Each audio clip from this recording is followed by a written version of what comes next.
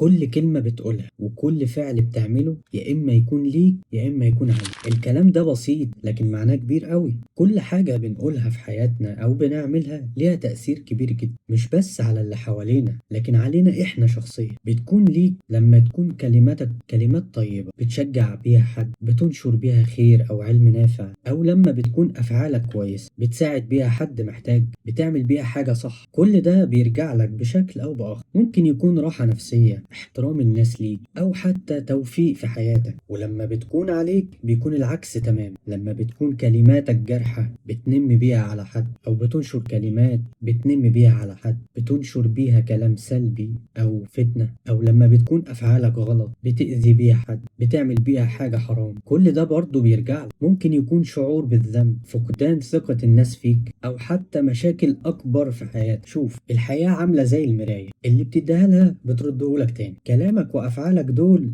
زي البذور بالظبط، اللي بتزرعها دلوقتي هتحصد نتيجتها في يوم من الأيام. فكر كويس قبل ما تتكلم أو تعمل أي حاجة، علشان في الآخر النتيجة هتبقى بتاعتك أنت، يا تفرحك تزعلك.